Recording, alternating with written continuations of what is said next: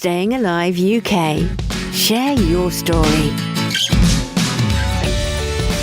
Hello and welcome to the Share Your Story podcast series, a business biography, their story so far. I'm Michael D. Groot and I'm your host. My purpose through this podcast series is to inspire you to take the next step towards your new business venture or indeed develop your existing business even further. I only interview business owners who employ less than 9 employees, and mostly they will be on their own. So let's get straight to it. And today I'm delighted to have with us on the podcast Angela Cripps. Angela is an experienced trainer, management consultant, coach, mentor, and performance specialist with over 27 years of experience within the recruitment industry. Her aim is to make companies more successful and profitable through the development of their people and their processes. As a performance and development specialist, she works with SMEs in the recruitment industry or the recruitment teams of large corporations to support them in sustained growth. Angela works internationally, having delivered training in Dubai, Hong Kong, Singapore, Australia, Hungary, Poland, Czech Republic, Germany, Ireland and Italy, and of course the UK. Wow, Angela, you've been all over the world, and welcome to the Share Your Story podcast. How are you? I'm very well, Michael. Thank you very much. Yes, when you hear a list like that, it does bring it back to you, and I'm looking to do a lot more, so very excited about that. Oh, so you're obviously somebody who loves travelling. Definitely, and I'm one of those weird people that actually loves the flight as well. So I've got Australia in a couple of weeks. I'm really looking forward to the flight, which people think I'm weird. You have got the dream job then for you. Well, I created the job for me. Yes, it was down to me, and it's my company, so it makes sense to have it as a dream job. Otherwise, that would be silly, wouldn't it? Oh, well, I can't wait to hear your story, and we're going to go right back to the beginning, if that's okay with you. So, yes, to begin with, share a little bit with the audience about your personal life, things like where you were born, where you lived, and how do you where you now live, a little bit about your family, your hobbies, your interests. So paint a picture about Angela, the human, and your journey personally. Okay, well, I seem to have come full circle, actually. I was born in Hemel Hempstead. I've lived in Kent, and recently I've lived for 10 years in Derbyshire. But a couple of weeks ago, I've actually moved back to Hemel Hempstead to be near family after 26 years of being away. So wow. I'm back where I started. So it is a bit weird, I must admit. And I've been going down a few roads the wrong way. So that's a little bit about Angela, where I think that it will be normal to just turn left into the old high street. And obviously you can't now, apparently. So those type of things I'm dealing with. Hemel has got that famous roundabout, hasn't it? The magic roundabout, yes. And they've added another roundabout to it since I've been away as well. So it used to be, I think it was 7 roundabouts in one, 6 around the outside, 1 big one in the middle. Yeah. Now I believe it's 7 around the outside. So we've got 8 roundabouts all in one. My God. Well, just very briefly to interject, I used to live in Aylesbury and I used to commute to London through Hemel Hempstead every single day. So I'm very, very familiar with it. So. Yeah, it's great and it works. But if you don't know it's there, you still get people that get onto the roundabout and then just stop. And you can tell they're new because they just put their hands up to their face and they have no idea what they're doing. And mostly, if you're from Hemel, then you sort of just give them a bit of space because you know, okay, it's their first time. Let them get used to it. Yeah. And for our American friends that are listening, they don't know what we're talking about. Yes, I don't. It's circle, they tend to call it in some places, don't they? Yeah. So 8 circles in one place. So a little bit confusing, but it does work. So yes, so that's my travel as to where I've lived. I have a daughter that's now 18 and is at university. So hence the reason for me now traveling, because I've always had that travel bug, but I worked very hard during my 20s and didn't get that opportunity to take time out. Right. So this is me now going back and doing my gap year, I think, and taking time out and traveling the world, but getting to do a bit of work as I go along as well. Fantastic. And what about schooling and education? Where did you do all that? And So I grew up in Hemel Hempstead, went to the Hemel Hempstead school that was the old grammar school, did 10 O-levels. So I'm that last year of O-levels, I'm that old. And then 4 A-levels. And during my A-levels, I actually had 6 jobs. Never even considered going to university. I was always a worker. Yeah. I started my first company when I was 10. So me and my best friend, we set up a car cleaning business with business cards as well that we created. Wow. So I was always a worker. So yes, at 16, 17, I had 6 jobs as well as doing my A-levels every week, and enjoyed money and actually had 4 holidays a year at that point as well that I was paying for when I was 17. So the travel was always there. Angela, you were a very young entrepreneur. Yes, I didn't really see it as that. We just liked money and being able to buy things. But we had regular customers. We did them deals and negotiated if they bought in bulk over every week. So I think we were at 10 years old. I'm quite impressed actually looking back and thinking about it. We were. That's small amazing. That just sounds fantastic. This is a great story. I know how this is going to unfold. So because I was going to ask, how did you find your first job? I mean, you said you had 6 jobs. So do you still remember what those 6 jobs were? Yes, I had a paper round that joined at 13. I think that was the earliest you could do that, and I was still doing that at 17. I used to work on Wembley Market on a Sunday morning selling watches, but I don't like the cold. So when it got to the winter, I convinced the person that was selling next to us, which was actually a burger van. So I convinced them that during the winter I'd work with them. I'd help set up the stall, but I'd work in the burger van because it was lovely and warm. So that was my bit of negotiation at age 15, 16. Yeah. I used to work with my mum at 15 at Earls Court and Olympia, actually. I used to go and do demonstrations on stands, and I was there at the Ideal Home exhibition last week, and it really took me back. These people doing these demonstrations, I thought, yes, that was me at 15 doing those as well. Oh, wow. So always sales, always an opportunity to try and talk to the public and doing sales. I worked in a newsagent's and a chip shop on the same row as well. So I was doing that 3 days a week as well. And then I did a lottery round. I can't believe that my mum let me do this. I used to walk door to door on a Friday night in the dark at 15, 16, 17 and 18 selling lottery tickets. Wow. Now, this is 30 odd years ago now, isn't it? And I guess we're a little bit more aware, but I would never let my daughter do that. No. You're walking around with a bag of money and these lottery tickets. I think the prize at the time was £1,000. It was for the local basketball team. So, not too sure about that one now, looking back on it, but the rest of them was all good hard work. Yeah. Oh, fantastic. And then how did it progress from there? What happened and what did you... I mean, we'll find out how you got into the recruitment industry, but where did it happen? What was the next step? Yeah. Well, I had a few more years yet, actually, before I got into recruitment. And I suppose it was spotting an opportunity. There was a gentleman that used to come to the chip shop on a Friday night who drove a BMW 6 Series. And he was probably, I think he was 25 at the time. So I'm 17, 18, looking at this guy drive up with his mobile phone as well that had just come out, obviously a huge brick thing that was in the car. And I was like, I want to be, I don't want to be like you, but I do want to drive that car. And I do want to have a mobile phone like that. So I just asked him what he did.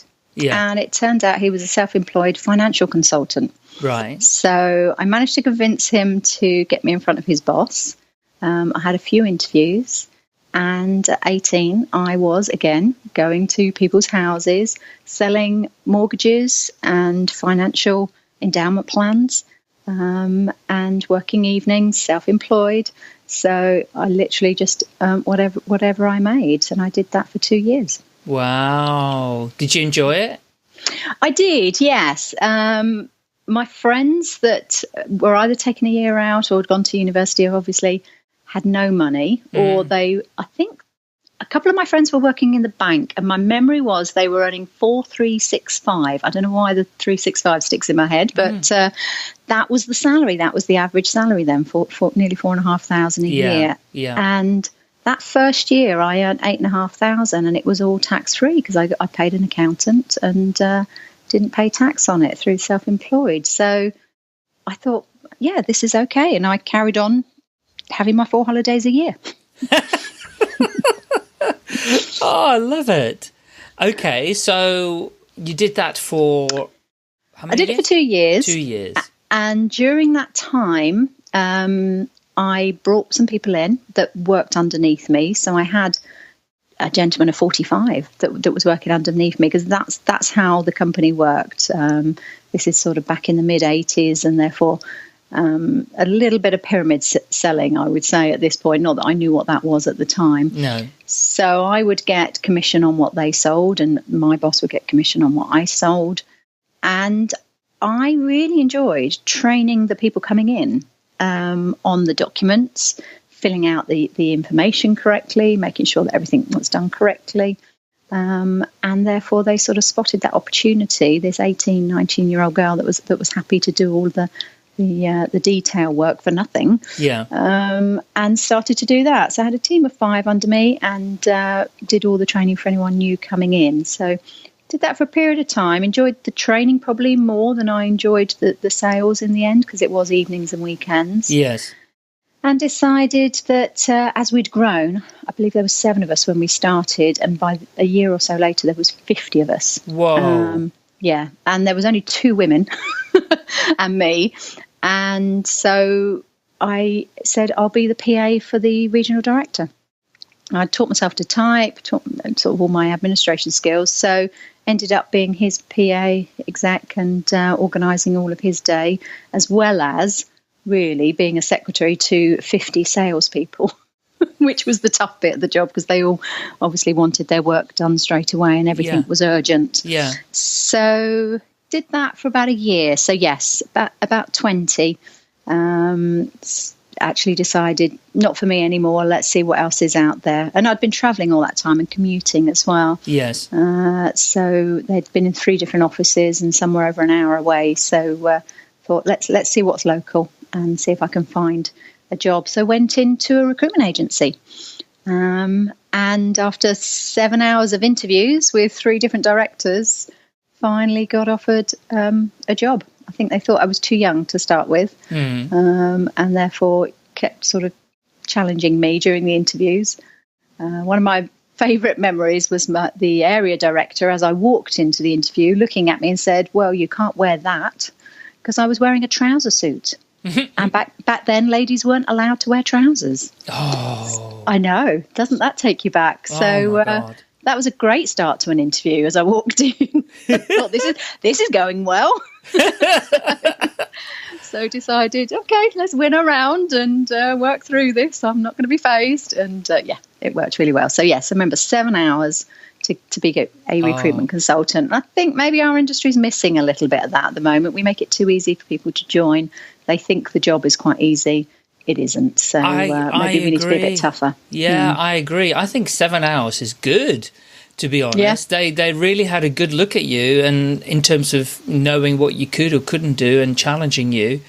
You know, nowadays when people have 45 minutes, an hour's interview, they get offered jobs on the basis of that. It's just not good enough. It's not long enough. Yeah, there was a lot of sort of assessments as I was going through, putting me on the spot, seeing how I would handle, asking me to negotiate on things. So all the skills that I was going to be needing, they were testing during the interview. So I suppose we have competency-based interviewing now, and we ask about experience and we ask about background and actual evidence. Yeah. But maybe we should put an element of that. the assessment days that I run is very much based on that. Let's see what you can do in an environment that's not comfortable. We're not pressurizing you, but it's certainly not comfortable, and we know that. And therefore, if you can do well here, then you'll do well in the job. Yeah. Oh, fantastic. Okay. So that sounds. So what did you have to do for that agency? I worked for Blue Arrow, and they were renowned for their training. So I was very lucky that I'd picked them, or they'd picked me. So my first week was 5 days of training, induction training, and I could quite honestly say I must have had in my time with them over 20 courses, because I can picture the different certificates with the list down them. And actually there's probably up to 30 thinking about it. Wow, that's amazing in those training. Days. Yeah. Yes, yeah, that's what they were renowned for. So I was with them for 13 years. And it was ongoing training throughout. And actually thinking about it, the last 3 or 4 years was where I didn't get developed. And that's one of the key reasons why I left. Yeah. Okay. And then what next?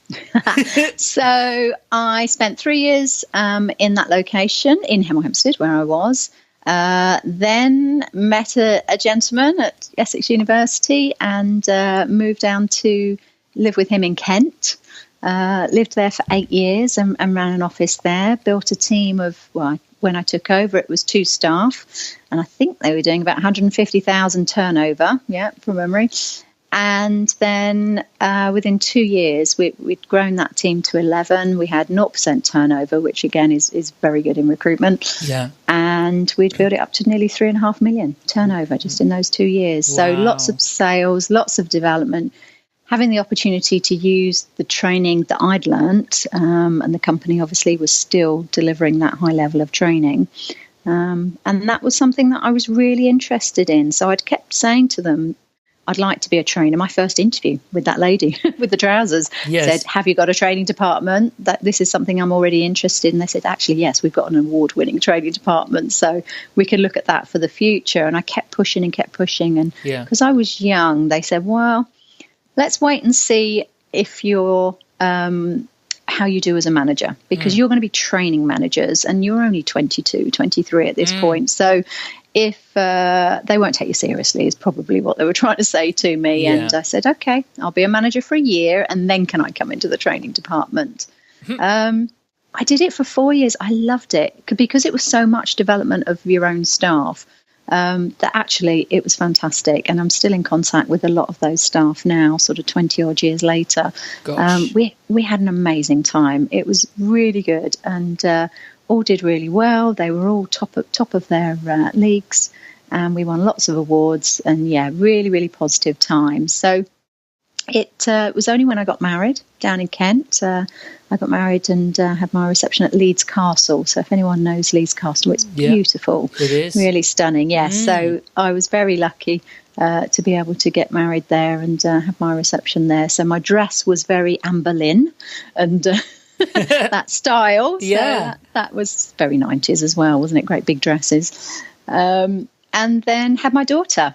So the day that I found out that I was going to be having my daughter was the day I got offered the job in the training department. So, oh, God. I know, travelled up. I had told them that I was looking to start a family and this would be part of the programme over the next few years. And she said, fine, that's okay. We can work with that. That's and literally got home and then found out that I was. So I had to ring her again on the Monday and say, I mentioned it. Well, actually, it's happened. Probably happening now. Really quick. So, let's work through that. And I think I had 3 months off and then I was back. So out of the 13 odd years that they had me there, they didn't have to leave it for too long. But I was travelling because I really wanted this training job. So although I lived in Kent and lived in Maidstone or Aylesford, a little village outside, I was travelling to Hemel Hempstead, back to my hometown where the head office was, to do the training. Gosh. So, yes, M25 every day, 75 miles.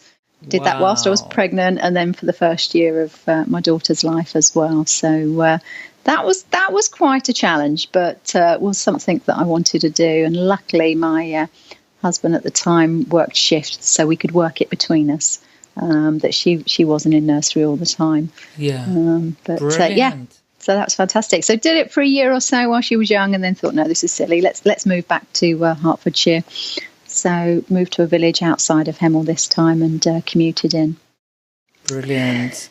So that takes me up to about 2000 we are now. So we're still a little way away from me starting my own company. Yes. And that really was triggered by my daughter starting school. During that time, moved up. Unfortunately, my marriage did break down. So I was a single mother with a young daughter who at 5 was starting school and getting 14 weeks holiday.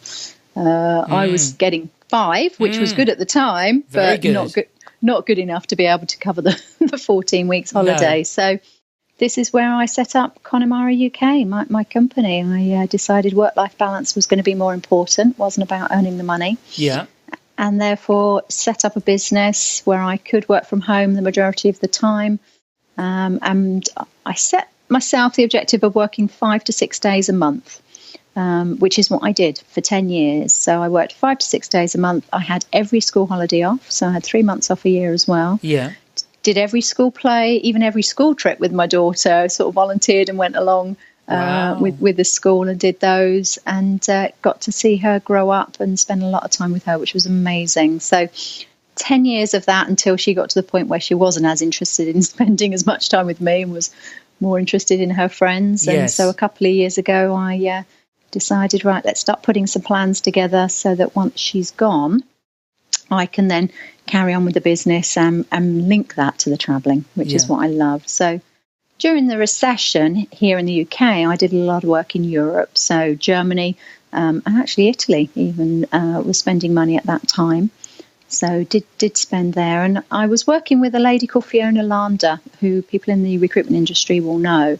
I spent 10 years working alongside her with her company as an associate. And we got to travel quite a bit with our business. So already picking up opportunities where I could work abroad. Yes. And making sure that, obviously my daughter was with her dad at that time. I would go off and do some work and come back. And do you speak languages, other languages?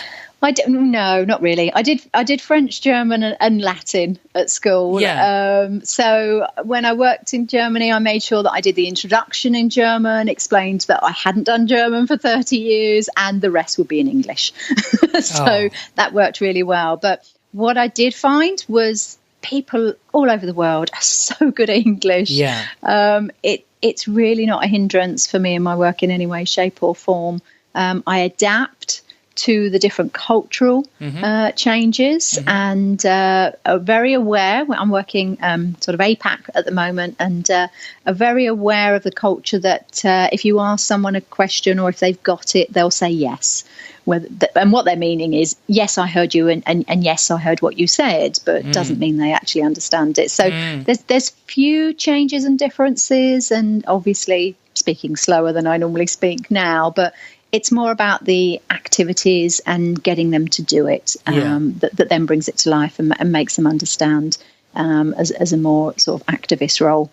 So that tends to work quite well. But yes, once I'd got the bug again for a bit of travelling through Europe during the recession, coming back to the UK here, and then actually, working a little bit harder the last few years until my daughter's gone to university. So she's now self-sufficient herself and a very independent young lady.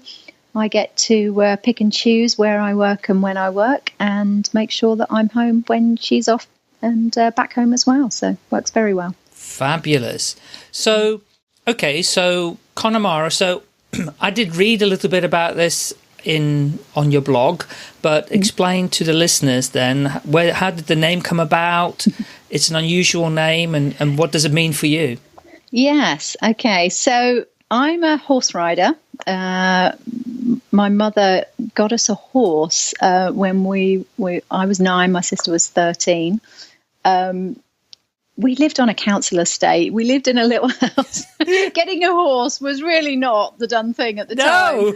But she got us into a really good school. God bless her, she lied to say we were going to be moving next to the school. And so we got in. I was the only person in my year at my school that went to that school. So had to make new friends, and everyone else went to the local school. So, yeah, she probably had ideas above her station, but it did us well, definitely. So the horses have always been there. And Connemara is known for its Connemara ponies, which are most amazing horses. So hence my logo is a horse's head.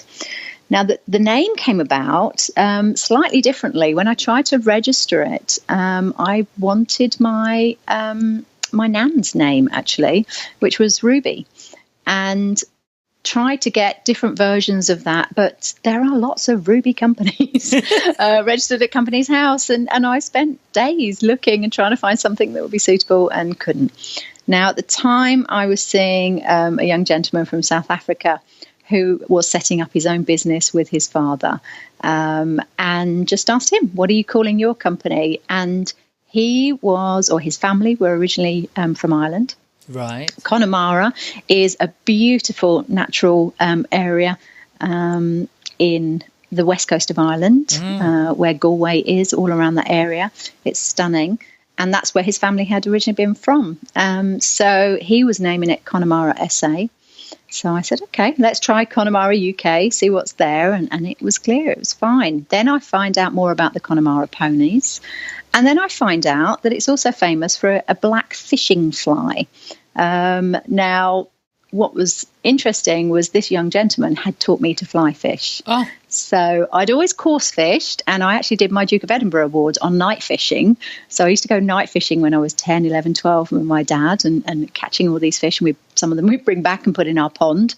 I had a huge 4-pound tench that used to bomb around our pond and scare all the other fish. But he taught me to fly fish. So I had a pair of waders in the cupboard, and we'd done this. And my first time I caught a beautiful 6-pound rainbow trout. So there's a great photo of me with this rainbow trout, my waders on. And that's what it was famous for. So it's like, this is meant to be. Horses, fly fishing, the link. I did a bit more research, and there is a training and development company in South Africa called Connemara as well. So that obviously I don't work in South Africa in any way, shape or form. So there wasn't a link there, and thought, no, this is perfect. This is obviously meant to be. So that's where the name came from. So it didn't mean anything to me to start with, but as I looked more and more into it, there were so many links. I thought, let's go with this. And that's been it now for over 14 years. Fabulous. Sounds amazing. Yeah, really, really good. So we're going to talk a little bit more about your business. Yeah. And so share with us, because running your own business isn't always plain sailing, although listening to your story, you are doing extremely well, of course. But what have been some of the challenges in your journey of running your own business? And then also share some of the highlights as well. Yes, challenges. That is a difficult one for me, actually, because I don't really see challenges. I just see this is something that I need to work through. Yeah. So I'm trying to think of what would stand out as a challenge. I suppose the recession coming. Yeah. But we had already been planning for it for about 18 months beforehand. Yeah. There were signs. We knew it was going to come. I'd worked in recruitment during the recession at 91 to 93. Yeah. So I'd already been through that process where there literally was no work, and how to work through that as a consultant. Yes. So running my own business, for me then, it's okay, we know it's coming. What's plan A? What's plan B? What's plan C and what's plan D? And luckily we only got to plan C. Yeah. So it's that contingency, I suppose. And that's the issue. When you are going to come across challenges, they're going to be there. So you might as well start thinking about, well, what's the potential? What could possibly happen here? And therefore, if it does, what's my overall plan going to be? Or what's some thoughts? What could I do now that might help that and actually minimise it? So that's always been in my thought processes. So I don't see it as a challenge. I just see it as another opportunity or another obstacle to work through. And of course, if there's no business in the UK, that's when we looked at Europe and said, okay, so Germany's still doing really well. Yes. They have recruitment companies there. They need training and development. Let's look at companies that are not going to be affected by this. Yeah. There's always businesses as well that are recession proof. So a year or so beforehand, you can start building the relationship with those, knowing that if it does all go downhill, then you've got business there that's going to carry on and keep you going through. And who gave you that advice, or did you just instinctively know how to do this? I wouldn't say instinctively. I'd say this is backed from being a manager at Blue Arrow. We were always looking at the marketplace. We always did market research every month. We did quarterly business plans and annual business plans. And in that, we would do things like a personal analysis. So political, economical, sociological, technological, legislative, and environmental. So we'd look at what's going on for our local area, because a lot of the time, I mean, Kent, admittedly, we had a 50-mile radius, but we'd look at what's happening here, and then what's happening UK-wide, and then what's happening worldwide. Yeah. So those events, it's then about having the opportunity to discuss them through. And, okay, it's probably going to go one of two ways. So what are our two options here? If it goes this way, what are we going to do if it goes that way? So that was always in the thought process, and we were always looking for that. And also, training and recruitment are the two things that go pretty quickly. So we get the heads up before anyone else when there's a recession coming, because people stop recruiting and they stop paying for training. Yeah. So that's happening. But what's great is the recruitment industry then comes out of the recession, usually at least a year, if not 18 months before everyone else. Yeah. Because as soon as they start getting business, and it might be on temporary or contract people, and that really goes up, it won't necessarily be on permanent placements because people haven't got the confidence yet to make sure that they want to commit to that. But certainly temporary and contract will start growing quite quickly as soon as things start moving. And that then builds the confidence, and obviously people come out again. So it helps that we do get that indicator before everyone else. But again, it's just about doing your research. Sure. Oh, fantastic. And then, okay, share some of the highlights then. Okay, well, the reason for the business was the work-life balance. So that highlight, the fact that I had that opportunity to spend all that time with my daughter, I could take her away during her holidays. We travelled the world together as well. So she got the opportunity to see lots of different cultures and different places in the world. I think I added it up when she was about 10 and she'd already been to 27 countries, something along those lines. Yeah, so she has that. And that's one of my real pleasures in life. So last year, she organised with her partner a trip to Bali and East Java and the Gili Islands, places I'd never even heard of, some of them. Yeah. She climbed a mountain that was a sulfur volcano in the middle of the night, all these things, because she just wants to keep exploring. So that was last year. I now want to follow her and go, right, you do the research and then I'll go to the places that you've been to. So I've got to get to Bali now and to Ubud and those places, which I'll do on one of my trips to Australia. Yeah. This year it's Ecuador, Nicaragua, Costa Rica, all that Central America. Yeah. I've done the Inca Trail, I've done Peru, but I haven't really done that Central America bit at all. So I'm really looking forward to her exploits there and what pictures she comes back with and stories. And then again, I can follow that in a year or two and do some of that. So she's 18 and doing all this travel and I love it. So I think that, because that was the purpose of the business, to make sure that I could spend time with her. And I have to say, we've never had a real argument. I mean, she's a teenage girl. It's been me and her. I can't think of a time where we really had an argument and raised our voices at each other. So I have an amazing relationship with her. Wow. Love her to bits. And she is just beautiful inside and out. So that's got to be the highlight for me. If you're going to set up a work-life balance business, then make sure that you really focus on the things that are important to you. Yeah. Oh, amazing, Angela. That sounds fantastic. Well done to you both. That's really amazing. So, okay. So where are you going to take the business, or are you happy with how it is today? I always have a 10-year plan. Talk about planning. So saying that, it's 8 at the moment. So I've got 3 years while she's at university that I am just going to enjoy myself and travel the world. So that's the plan as it stands at the moment. So I just picked cities that I hadn't been to, or I have only visited once or twice and really wanted to explore a little bit more. So last summer, this is actually all through LinkedIn, good old LinkedIn. The Christmas 2015, I started connecting with people in cities that I wanted to go to. Yeah. Over a period of a couple of months, I've built up 500 contacts in those locations. And the ones that actually came back to me and were interested in what I do or made a comment, I then moved forward with. And last summer, I did 4 weeks. I went to Dubai, Melbourne, Sydney, Auckland in New Zealand, Singapore and Hong Kong. So they were my 6 cities. And I did something like 25 to 30 meetings, traveling around. That was my summer, and had a wonderful time and started building relationships there. So I now travel every 6 weeks. I either go north to Hong Kong and Singapore, through Dubai and back again, or I go south to Australia. New Zealand, I haven't picked up on that much. This is going to sound awful to people in New Zealand, but I went to Auckland in their midwinter. It was 10 degrees. It was raining. It was grey. It reminded me of Watford 30 years ago. Yeah. And I thought, I'm on the other side of the world here. Do I really want to be going to Watford 30 years ago? No. So I will. I've got a lot of business in Australia at the moment, so that's sort of taking up my time. I will get back to New Zealand, but I will go to other places. Well, like I have been to New Zealand, and it was gorgeous. It was April time, around this time of the year, and it was their autumn, but it was dry. There was no rain. It was warm, cold at night. The temperature did drop a bit in that autumn time, but it does remind you of the United Kingdom. There's no question about it. But it's my favourite country on the planet. New Zealand. Oh, okay. Yeah. So yes, no, I know. My auntie and uncle emigrated there 50 years ago. So they're in Napier, which apparently is beautiful, very Art Deco, because of an earthquake actually flattened it in the 1920s. So they had to rebuild. So I definitely have got to get there and explore a little bit more. So that will be on the cards. So it's on the list.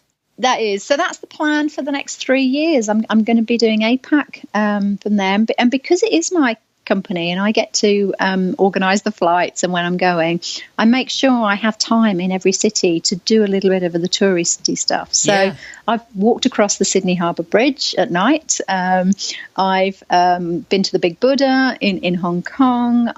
You can actually go from Hong Kong now. You can go to China for 72 hours without a visa, which was great to know. So I could nip in, did Beijing, did the Forbidden City, did the Great Wall, and Tiananmen Square, and then you're out again. As long as you're out within 72 hours, then it's fine. And it was so quick getting through as well. There's one little table to the left of the visa place. So if anyone's going there, head to the little table with the one lady sitting on it. There's no signs until you get past her, and it's behind you.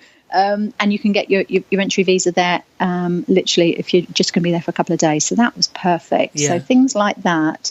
Lots of exhibitions I go to. I love art. So I've done a few exhibitions. I did a Degas exhibition in Melbourne. And they had brought together, I believe it was 204 Degas from 90 different collectors around the world, all to the one place. And I did a tour there, and it was so amazing. So those type of things you just don't normally get to do. And actually, I got to go to the Australian Open in January because a client cancelled a meeting. So straight away, I was down to the ticket office, got tickets to the tennis, and got to see Andy Murray and Venus Williams on the first day there. So that was perfect. And combined it with a Banksy exhibition. I mean, you can't get this stuff everywhere. So take advantage while you're there. So I'm off again in a couple of weeks. I haven't done the Sydney Opera House yet. So that's got on the list for this time. I need to look up who's on, what's going on. Oh, I did Guns N' Roses in February in Singapore. Again, just taking advantage of a situation. A client, wasn't even a client, I'd spent 20 minutes talking to him in Singapore. He rang me the next day, said, I can't go tonight. I've got a free ticket. The gig's in 3 hours. Do you want the ticket? So I said, yes. Oh, he said, I'm in the office. Come and get it. And you can go. So that was great. So I went and picked the ticket up, got in a taxi, said, can you take me to this place? It was an hour drive away. I didn't even know where it was. But luckily, Singapore taxi is so cheap. Yeah. I turn up, 75,000 people at Guns N' Roses. They'd all reformed. It was the original lineup in Singapore. And amazing. Really enjoyed it. Axl Rose, his voice was fantastic. They did 2.5 hours. I was so impressed. But you just think, okay, that's today. What am I doing tomorrow? Oh, I love it. I love it. Sounds amazing. You are having a whale of a time. I am, yeah. So highlights wise, I've got loads. Loads and loads and loads. I don't have any lowlights in life, no. I just have highlights. So 3 years I'm going to do APAC for 2, and then I'm going to look at the United States as well. I think trying to do the both at the same time, the timings will kill me. Yeah. So at the moment I'm just working in the East, and I've got a good 2 years. I think I can do quite a bit of work in that time, and then we'll look at the United States further. Brilliant. Well, thank you for sharing that. And then the last question is about the people that are listening, right? Share Your Story podcast is aimed at aspiring business owners, the ones that are stuck in a job, that are unhappy, that have a dream about running their own business, but they can't quite have the courage to do it. But they want to listen to people like you and to get inspired. So your story is perfect. But if you had just one, and I know you'll have a list of loads, but if you had one bit of advice that you would give those aspiring business owners, what advice would that be, Angela? I guess it's commitment to the cause. It's if you're going to do it, then go for it. Don't do it half-heartedly. Go for it. Now, a lot of the time people don't know what they don't know because it's going to be new for them and they don't appreciate the difficulties. So there is so much help out there. Make sure you utilize things like this, the podcast, but also all the blog posts that talk about it. The government has grants and support, and will help you with mentors as well to help you set up your business. Think about who was your best boss and how do you want to emulate them, and talk to them about how they did it. So gather that information. So before you make the decision to do it yourself, do your research and make sure that you've got enough information to really commit to it and go for it. So don't do it half-heartedly. Make sure that you are going to actually really look into the information and get all the support that is available to you, because people will be willing to help. Brilliant. I love that. I totally love that. So if people wanted to get in touch with you and connect with you on social media or find your website, share with us, where can they find you, Angela? I do a lot of work through LinkedIn, and I don't pay for it. Thank you, LinkedIn. So probably on there. So Angela Cripps, you'll find me on there. My Twitter handle for my company is @Connemara UK.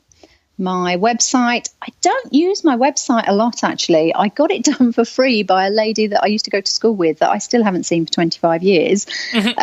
But she was happy to do that. Her company did it, and she was willing to do that. So there we go. Talk about asking people for help. And I just put it on Facebook. Does anyone know that can do a website? She went, I'll do it. We're not that busy this week. I can do it for you this week. And I got that for free. And I just sent them a huge basket of goodies to say thank you, because they wouldn't take payment. But it's there just to represent me, to say, yes, I'm real. Yes, I am a person, as it were. But it's not really how I use my business. But that's www.connemarauk.com. Yeah. And then Facebook as well. So Connemara UK. Luckily, it's quite an unusual name, and therefore I got all of the domains and everything. It was nice and easy. Yeah, brilliant. Okay, well, all of those details are going to be in the show notes anywhere, so people can look at those and find you, connect with you, share their stories, and maybe you can inspire them a bit more as well. Yeah, happy to help. I call myself an advocate. If I can share some information, give a bit of advice, if I've got a document that you want to use that I've got already, then I give it away. I write podcasts mostly for our industry, but they do relate to others as well. So there's about 100, blogs that I've written. Yeah. And again, I give away hints and tips and information on them. It's all about being able to utilize the detail to make yourself better. Well, Angela, thank you so much for your time today. I've really, really enjoyed it. And hopefully we will meet in person one day as well. But I'm sure we will. We wish you, I'm wishing you a really fantastic trip to Australia for your next leg of your journey. It sounds amazing. Well done to everything that you've created for yourself. And the amazing job that you're doing is helping and training other people too as well. So thank you for coming on the podcast, and hopefully we'll see each other very soon. Thank you, Michael. Staying Alive UK. Share your story.